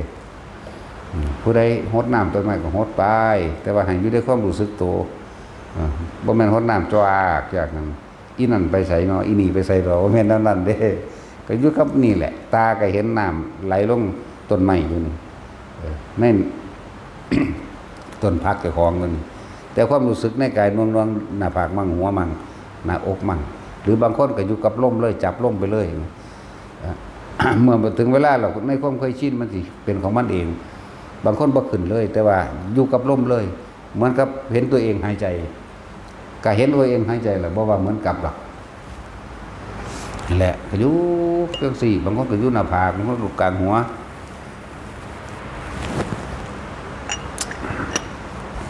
เท่านี้นึงได้อ่านวิธีอาจสิต่างกับผู้อื่นก็เฮาชำนาญไผชำนาญมันแต่ว่ามีจุดหมายเดียวกันหยุดคิดปรุงแต่งมันได้เหมือนกันนั่นแหละจนถึงภาวะสังขารุปเปกขายานเอาความรู้สึกตัวไว้ความคิดเกิดบ่ไหลไปตามความคิดมันก็สังขารุปเปกขายานนั่นตัวมันแม่นของยากเด้มันยากเพราะว่ามันแปรผิดมันยากเพราะว่ามันบ่ทันเข้าถึงจุดนั้นเห็นบ่ล่ะน่วงอยู่หน้าผากอยู่บนหัวหรือทำกับโอกาสร้างความคิดก็คิดไปไหลไปสารพัดสารเพศในเรื่องเล่าเอาป่ะล่ะทั้งความรู้สึกตัวก็อยู่ผิดมันก็คิดเรื่องนั้นเรื่องนี้ความเกิดดับก็คือคิดเรื่องนั้นจบแล้วคิดเรื่องอื่นจบแล้วคิดเรื่องอื่นจบแล้วเรื่องอื่นจบแล้วจบไปเรื่องแต่ความรู้สึกของเฮาบ่ออกไปในกายนี่หมายถึงว่าพอใจและไม่พอใจไม่ได้เกิดขึ้นกับสิ่งที่มันคิดเข้าใจป่ะนี่ความคิดจึงถึงนั่นแหละสังขารุปเบกขายานนะก็สิมาสูงสุดก็จุดนี้นึงได้ล่ะบัดในการฝึกหัดปฏิบัติสิถึงจุดนี้ได้ก็ต้องค่อยเป็นไปลำดับมันบ่ล่ะพวกเขาเจ้าเข้าใจแล้วพวกเขาเจ้าจับเป็นบ้านเป็นแล้วนั่นน่ะปฏิบัติเลยบ่ปฏิบัติโดยรูปแบบเด้บ่เดินจงกรมบ่นั่งสมาธิบ่อีหยังละมีแต่เฮ็ดเวียกเฮ็ดงานเฮ็ดนั่นเฮ็ดนี่ไปเลยเด้เข้าใจว่าล่ะจะเข้าใจว่าเขาเจ้าบ่ปฏิบัติเด้มันเลยปฏิบัติมาแล้วใช่ป่ะแต่มันจับจุดได้แล้วเขาจะเริ่มว่าเอารูปแบบนะสั่นแล้วแต่ทุกคนกลับไปเฮ็ดไปหอดแค่นี่นึงดอกไปหอดความรู้สึกตัวกับความคิดกับคิดไปความคิดเห็นความเกิดดับของความคิดจิตว่าเป็นของเฮามันก็คิดไปมันก็เป็นไปตามสัญญาเก่าของมันหนึ่งเด้คิดไปแต่อันแต่อย่างคิดอนาคตมันคิดว่าได้ดอกมันท่านได้เกิดมันเอาไปยังไปจำด้วยนี่เห็นบ่ล่ะนั่นแหละที่บอกว่าสัญญาเมื่อไม่คิดไปนึกเวทยิตานิโรธก็เกิดขึ้นตัวถ้าสัญญาเมื่อมีการคิดนึกเวทนาย่อมเกิดตัณหาย่อมเกิดอุปทานย่อมเกิดความรู้สึกเกิดคือพบเกิดเห็นบ่ล่ะนั่นแล้วตอนนี้นึงนั่นแหละ ไว้ทุกคนนั่นเฮาก็อยู่กุดไปกุดมันอยู่แล้วแต่บ่มีเรื่องหยังเฮาก็จะไปคุกคีกันเฮ็ดหยังเนาะผู้เดินก็เดินไปผู้เบิ่งผู้อื่นเดินก็เบิ่งไปว่าก็ตาเหลียวเบิ่งเขาแต่ว่าความรู้สึกอยู่ในกายเจ้าของเด้ผู้เดินจงกรมก็เดินไปตาก็เบิ่งทางไปแต่ความรู้สึกกันอยู่ในหน้าผากพี่อยู่หัวพี่เด้แต่ว่าล่ะเฮ็ดไปแบบนั้นแหละบ่ได้อีหยังดอกบ่ได้แบบยากบ่ได้แบบเกินความสามารถของตนเองดอกทุกคนมีความสามารถของเจ้าของเบิดอย่าหนีความสามารถแล้วก็นั่งกันทางท่าใดก็ได้บ่แม่นตาสิไปนั่งเอาขวาทับนั่งเหยียดแข้งเหยียดขาแกงขาล็อกแม่งต้องแรงอยู่ก็เป็นหยังเดี๋ยวนี้เนาะย่างก็ย่างดึงปึงปังไปทั้งใดก็ได้แต่ความรู้สึกมันบ่ออกจากกายแม่นั่นแหละนี่เฮาก็เน้นอยู่แค่นี้นึงแค่นี้ก็พ้นแล้วเด้จิตบ่มันตั้งจักว่าล่ะความคิดเฮาบ่ไปตั้งอยู่ในสัญญาเก่า สัญญาเก่าคือบ้านนี่คือคนหูจักคือรถเลือกสวนไรหน้าต่างๆนั่นแหละมันบ่ไปบัดสิตายแท้ๆมันวัดเข้ามาลมหายใจนั่นก็ดีพึ่งนั่นตัวแต่ฝึกไว้ อันอื่นๆเพิ่นกะแค่ว่าเอามาประกอบว่าทำดีไปสวรรค์คือจิตคือแต่ละพญายหยังว่าลืมชื่อละ หลายๆอย่างที่เพิ่นเอามายกเป็นตัวอย่างทำดีไปสวรรค์ทำแบบนี้ไปพรหมโลกไปให้แบบนี้เป็นกงโลกจริงๆมันก็เป็นคือเก่าๆแหละเนาะเป็นสิข้านเว้าแล้วล่ะ เว้าเอาหม่องมันโลดหรือว่าเอาหม่องมันโลดนะแต่ว่านิทานเนี่ยมักโลดว่าไผก็เลยเฉพาะมันคิดบ่ออก ถ้าเอานิทานมันก็หลายโพดแล้วมันสิไปติดนิทานพุ่นบัดนี้เนาะมันอยากฟังต่อบทสรุปของผู้ต่อไปเด้นะตอนนี้พวกเฮาตอนเฮามีชีวิตอยู่ตอนนี้คุยกันนั่นนี่ก็คือความสามัคคีซึ่งกันและกันสมัครสมานซึ่งกันและกันเด้อเมตตาตนเองอย่างใดก็เมตตาผู้อื่นแบบนั้นให้พวกเฮาเป็นคือแขนขาอวัยวะเดียวกันจะมารังเกียจกันจะไปอันนั้นนี่จะไปตั้งแง่ตั้งงอนตั้งมุมใส่กันพอสุดท้ายพวกเฮาเนี่ยอยู่น้ำกันซ้ำตายกันเด้หากินกับหากินเพียงแค่รอวันตายอยู่ด้วยกันก็อยู่ด้วยกันเพื่อที่จะตายจากกันนั่นเด้เห็นบ่ล่ะจังซั่นแล้วแต่เป็นหยังเฮาสิว่าสักงอกสักแงกใส่กันหมายถึงรังเกียจกันตำหนิกันติอันนั้นอันนี้กันนะจิตพวกเจ้ามีหม่องตั้งให้ว่าตั้งตรงตำหนิตั้งตรงรังเกียจเจ้าว่าอันแล้วถ้ามีรังเกียจมันก็ต้องมีพอใจผู้หนึ่งเห็นบ่เมื่อมีรักก็ต้องมีเกลียดเมื่อมีเกลียดก็ต้องมีรักเพราะรักเกิดขึ้นจากเกลียดเกลียดเกิดขึ้นจากรักเห็นบ่ต้นตัวแบบนั้นก็จะเอาผู้นี้เทียบผู้นี้ผู้นี้เทียบผู้นั่นไปเด้อเห็นบ่ล่ะเมื่อมีพอใจก็ต้องมีความไม่พอใจเมื่อมีความไม่พอใจก็ต้องมีความพอใจเพราะสองอย่างมันเป็นของครูอยู่แล้วนั่นแหละ เขาสอนเราตั้งแต่วิธีทำให้ตัวเองพ้นไปเลยได้นี่จะว่านี่เขาแนะนี่ส่วนมากมันจะแนะวิธีทำให้ตัวเองพ้นออกไปเลยได้นิทานก็บอกคอยบอกปันใดก็บอกไปแน่จักน้อยเท่านั้นแหละมันหลายอยู่หรอกเรื่องนิทานมันสั้นตัดสินว่ะ แต่ว่าเรื่องนั้นเรื่องนี้มันจ้องว่าเด้อาปากก็ว่าแต่หัวแบบนี้มีอย่างพอเข้าเรียกว่าพยายามเน้นอยู่กับตนเองกายเวทนาจิตทำเวทนาจิตกายจะหนีออกจากความรู้สึกตัวอยู่ในกายแค่นั้นแหละมันก็พ้นแล้วที่มันพอพ้นมันไปคิดกังวลเรื่องอื่นๆโดยสัญญาคิดถึงบ้านก็ห่วงบ้านคิดถึงรถก็ห่วงรถคิดถึงวัตถุสิ่งใดก็ห่วงสิ่งนั้นแต่อยู่ในกายมันก็มีแนวห่วงเลยความรู้สึกอยู่ในกายนี่ม้วนอยู่นี่มันสิมีอย่างเหตุเท่าใดเห็นบ่ล่ะนั่นแหละสำหรับคนที่ดูแลคนเจ็บคนปวดคนป่วยก็ให้ฟังธรรมะเด้อจิตพวกเจ้าสิน้อมเขาเองดอกมันสิยอมรับของมันเองโดยปริยายเองมันก็สิตายโดยความสบายใจตายโดยความบ่ห่วงบ่เกรงความกังวลพอทุกคนป่วยก็ตายบ่ป่วยก็ตายดอกแม้นเกิดมาแล้วก็เกิดมาตายนั่นแหละมันหากินก็หากินซ้ำตายนะก็จะเป็นเงินคนร่ำคนรวยคนมียศถาบรรดาศักดิ์กันแหละมันมีกับมันก็มีไปตายด้วยกันนั่นแหละมันสิยอมรับมันสิเฮ็ดให้พวกเฮาคลายจากความกังวลเด้แม้นสิเกิดมาในฐานะยากจนแต่ว่าบ่เป็นคนไปทำลายไผนั่นแหละประเสริฐเรียกว่าล่ะบ่ไปทำลายไผบ่ต้องบ่ยาวไปอย่าเอาคำว่าบารมีว่าเป็นผู้มียศถาบรรดาศักดิ์หรือตำแหน่งเถาะใช่ว่าล่ะคนมีบารมีคือคนที่มีกำลังใจในการทำความดีคนที่มีกำลังใจในการเสียสละเพื่อผู้อื่นได้ใช่ว่าล่ะแม่นบ่บวชเป็นพระได้ก็เพราะว่าคนเสียสละนั่นเองใช่ว่าล่ะนั่นแหละพระมันอยู่ภายในก็จริงแต่ก็ต้องอาศัยพระภายนอกมาเทียบกับเขาเนาะพระภายนอกคือหมู่นี่แล้วภิกษุสงฆ์ห่มเหลืองก็อาศัยหมู่นี่ล่ะ ส่วนนั้นผู้บ่ได้มาบวชเป็นภิกษุสงฆ์แต่ว่าเขาเป็นคนเสียสละเขาเป็นคนซอยเหลือสังคมเขาเป็นคนสละเพื่อผู้นั้นผู้นี้อันนั้นแหละพระภายในอยากว่าแต่อย่างหนึ่งหายากพระจังสันก็ดีเขาว่ายากก็แปลว่ามีอยู่หั่นแหละมันนั่งมียากนะครับอันนี้พระทั้งนอกพระทั้งในก็หายากคือกันยากก็แปลว่าบ่มีบ่แม่นเด้อมีคือเก่าแหละพระสงฆ์เฮาก็เอา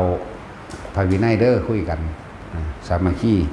พระวินัยนี่เพิ่นบัญญัติขึ้นมาเพื่อให้อยู่ด้วยความสันติเด้อยู่ด้วยความสงบซึ่งกันและกันเด้เพิ่นบ่ได้ให้เอาความคิดของไผของมันมาเอาชนะกันเด้แล้วจังเน้นย้ำอยู่ว่าพระเฮาบวชเข้ามาแล้วศึกษาพระวินัยเด้อเอาอริยวินัยล่ะค่อยๆอ่านไปเรื่อยอ่านไปเรื่อยหรืออันใดท่องบ่ทันใดก็ท่องเอาบอกบริสุทธิ์บอกแสดงอาบัติบอกหรือพิจารณาอาหารปัจเจเวกขณะพิธีต่างๆคือปฏิสังขยนแหละพิจารณาที่อยู่อาศัยพิจารณาผ้าที่ใส่พิจารณารองเท้าที่ใส่เฮาอธิษฐานใส่หรือยังแม่นถิ่มเฮานั่นเฮาสิปัจจุทรามิถิ่มหรือยังเด้หลายๆอย่างที่เฮาบ่ทันได้เข้าใจบางที่เฮาคิดว่าเฮาถิ่มแล้วเฮาต้องปัดออกเด้ปัจจุทรามิออกเด้จักบ่ไหลแม่นก็อาศัยซื้อมันนั่นแหละถ้าเป็นอันจีวรังมื้อนี้เวลาเฮาสิถิ่มเฮาสละออกเฮาก็ใส่ซื้อมันขึ้นก่อนอีมังมาบ่ล่ะจีวรังปัจจุทรามิหยังว่าไปนั่นน่ะจะว่าล่ะเวลาเฮาสิถิ่มบ่มันถิ่มไปเลยเด้สิบอกให้เด้อมันก็ลืมบอกมันก็หลายอย่างของเล็กๆน้อยๆหังว่าเล็กน้อยเด้นั่นแหละคือผ้าอาบน้ำฝนนั่นแหละเวลาเข้าพรรษาเฮาก็อธิษฐานเป็นผ้าอาบน้ำฝนเวลาออกพรรษาเฮาก็ต้องปัจจุทรามิออกให้เป็นผ้าบริวารเข้าใจบ่ล่ะนั่นซั่นแหละ ลืมละ คำมันอ่านเบิ่งเอาในอริยวินัยนั่นแหละการใส่ผ้าจังซี่ให้มันขึ้นมาเหนือสะดือให้มันพอดีระวังเครื่องแข็งพอดีงามนั่นน่ะมันใส่ผ้าจะเปิดสะดือเวลาเฮาแม่นสิอยู่ในวัดอยู่ในนี่เฮาก็ต้องใส่ผ้าบกไหล่แน่เพื่อความระเบียบสวยงามบิณฑบาตก็ห่มให้มันเป็นปริมณฑลแบบลัดโตแบบเบิ่งแล้วมันสวยงามใช่ปะล่ะสวยงามมันก็ดูดีบุคคลที่บ่ทันมีศรัทธาก็เกิดศรัทธาบุคคลที่ศรัทธาอยู่แล้วก็อยากปฏิบัตินำแต่ว่านั่นแหละมันจะว่าห่มผ้าให้เน้นเด้อพระมื้อนี้แต่ว่าท่านได้เป็นก็ฝึกห่มอยู่แต่ของนั่นแหละฝึกลงผ้าให้เป็นนะแล้วของอะไรที่ถิ่นที่เป็นผ้านิสีธนะสังอิมังนิสีทะนังปัจจุทรามิสุว่าเขาถิ่มเข้าใจบ่ล่ะเวลาเฮาสิใส่เฮายังใส่ปากกาจุดทำลายเป็นสัญลักษณ์มันบ่ล่ะเวลาเฮาสิใส่นิสีทะนังอธิษฐามิอิมังนิสีทะนังอธิษฐามิจุด1จุด2จุด3แต่ว่าเวลาเฮาสิเปลี่ยนเฮาต้องปัจจุทรามิแล้วก็เปลี่ยนไทยใส่ตัวใหม่นำเด้คือเฮาต้องเปลี่ยนผ้าจีวรนั่นแหละเข้าใจบ่ล่ะจีวรังบางใดก็ว่าไปนั่นแหละนั่นแหละเบิ่งในหันล่ะเบิ่งในหนังสือเด้อไผก็ดีเด้อถ้าเฮาเฮ็ดได้นำภายในตลอดไปมันสิไปใส่โดนี่มันว่าล่ะว่าหาถ้าอยากเป็นหยังก็ได้ดอกบ่ตายมันเป็นดอกสิบอกว่าเฮ็ดไปตามภายในนั่นแหละประคองตัวเองไปตายในผ้าเหลืองมันต้องพ้นดอกเฮ้ยเฮ็ดนำภายในทั้งบ่ได้มันอรหันต์บ่ได้เนาะ มันบ่ธรรมดาเด้นั่นแหละแต่ก็อาบัติบางอย่างที่เฮาบ่ทันเข้าใจภิกษุภาคกองเที่ยวขุดดินฟันไม้ถ้ามันบ่มีผู้ใดเฮ็ดให้ก็เฮ็ดเอาเองได้อยู่จังว่าต้นไม้ล้มน้ำทางเดี๋ยวบางพุ่นบางพี่มันบ่มีผู้ใดแต่ว่าบางที่มีคนอยู่แต่ว่าเขาบ่ศรัทธาเขาบ่เฮ็ดให้ก็เฮ็ดเอาเองเข้าใจบ่ล่ะไม่ล้มเนิ่งทับหลังคาแต่ว่าบ่แม่นตัดเพื่อความประดับประดาสวยงามอันนี้ผิดเจตนาเป็นตัวกรรมเด้อจิตเจตนาเป็นตัวกรรมตัวบ่มีเจตนามันบ่ได้เป็นกรรมเด้นั่นแหละมันสิเจตนาตัดไม้แต่ว่าเพิ่นก็ลดหย่อนผ่อนลงมาว่าเมื่อบ่มีผู้ใดเฮ็ดให้คือน้ำจังสิแม่นว่าล่ะน้ำนี่คือตักเอาเองได้เลยบ่ต้องไปรอผู้ใดมาถวาย นี่นะหรืออาหารถวายไปเค้นแล้วแต่แตะก็ต้องมาเค้นประเค้นไม้จังซี่นะนี่มันจุกจุกจิกจิกเด้แนวนี้จังว่ามันบ่เบิดดอกให้พวกเจ้าไปอ่านเอาเองในอริยวินัยนะเฮาแจกให้ทุกองค์อยู่แล้วแม่นบ่ล่ะผู้อ่านบ่ออกก็จังคอยบอกกันเอาบอกคอยบอกกันเด้อนี่ว่าจังซี่นี่เป็นจังซี่เด้อ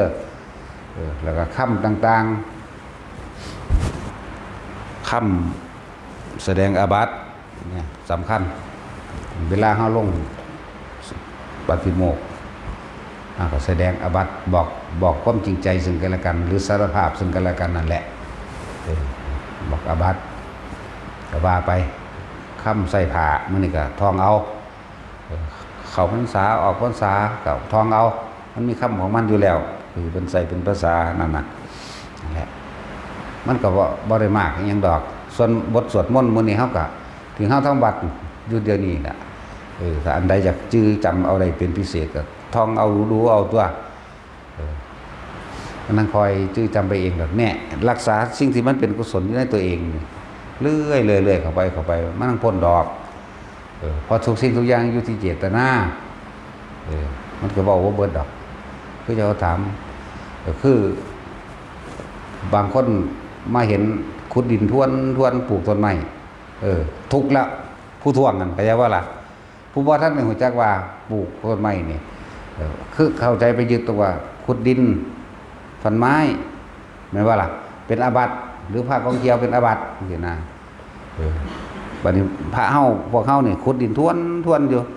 เฮาบ่ได้ขุดเพื่อสิปลูกประดับประดาเพื่อให้เกิดความสวยงามแต่เฮาปลูกเป็นสาธารณะออกไปจักว่าล่ะบ่แม่นว่าปลูกเพื่อเป็นเจ้าของปลูกเพื่อขายปลูกเพื่ออันใดที่มีเพื่อที่มีการซื้อขายแลกเปลี่ยนผิดเบิดนั่นแหละเข้าใจว่าล่ะแต่นี่เฮาเฮ็ดเป็นสาธารณะจักเพื่อเกิดประโยชน์ต่อคนและสัตว์บ่ได้เป็นของตนเนี่ยนะเจตนาตกจังสิเป็นตัวกรรมเด้อการที่บ่มีเจตนามันบ่เป็นดอกแต่ว่าใดๆก็สร้างด้วยประการทั้งปวงที่สิห้ามสวรรค์และนิพพานนั่นก็มีแต่แค่อนันตริยกรรมนั่นแหละนอกนั้นบ่ห้ามก็แล้วกันนั่นบ่ล่ะหรือมันมีอยู่บ่ในหม้องใดผู้ใดอ่านพ่ออยู่หม้องใดในอริยวินัยทั้งเบิดที่เฮาอ่านมามันมีเด้นั่นบ่ล่ะแหละ บางที่ไปหลงตบยุ่งจังสิก็ว่าเจ้าของอาบัติบ่สบายใจเห็นบ่ล่ะมันเป็นปฏิกิริยาเอฟเฟกต์หรือเอิ้นว่าสัญชาตญาณเก่ามันบ่ได้ตั้งใจฆ่าพอแต่มันเดียดก็ปั๊บรวดหน้าอันตั้งใจมึงจอบอยู่นี่มันว่าล่ะน่าเอิ้นตั้งใจจ่ออยู่หั่นแล้ววีบ้างแต่เฮ็ดตาเล่ๆเบิ่งแปะใส่นั่นมันตั้งใจแล้วแต่ว่าอันสัญชาตญาณเปี้ยไปเลยนั่นมันบ่ได้ผิดมันบ่ได้บาปหรอกเด้อเทียบเอาเองไปอ่านเอาเองมันหลายโพด 3,250 เอาเลยถ้าสิเว้าโดยปริยายมันเป็น2 แสนเลยปริยายอเนกปริยายกับเน้นลงมาแค่นี้ล่ะเอาแค่นี้ก็พอแห้งแล้วล่ะแต่รักษายากหลายก็รักษาลมหายใจเจ้าของโลดเข้าใจบ่ล่ะถ้าพวกเจ้ากังวลในเรื่องศีลพวกเจ้าอยากให้มันบริสุทธิ์จริงๆเลยน่ะพวกเจ้าอยู่กับลมหายใจโลดบริสุทธิ์ปึ๊ดความคิดบ่ออกไปไสเลยมีแต่อยู่กับลมมีแต่อยู่กับความรู้สึกในกายเนี่ยบริสุทธิ์แล้วบารมี10ก็เต็มอยู่ในหั่นล่ะอีหยังก็เต็มอยู่ในหั่นเบิดล่ะทุกอย่างเรื่องการปล่อยเรื่องการว่างละมณะละสักกะติวิกิจฉาสิตุปมาทอยู่ในลมหายใจนั่นแหละบางคนก็สิยึดแต่ลมหายใจแบบนั้นบางทีมันก็เคลื่อนไปหม่องไม้อย่างว่า คือว่าแล้วว่าบ่ฝึกถ้าฝึกแล้วมันสิรู้จักดอกก็อยู่นี่มั่งอยู่ท่ามกลางอกมั่งว่างมั่งแต่สุดท้ายแล้วบ่มีอยู่เลยแต่ว่ารู้ซื่อๆปานนั้นแหละถ้าฝึกไปแล้วมันสิเข้าใจเองดอกสมาทาน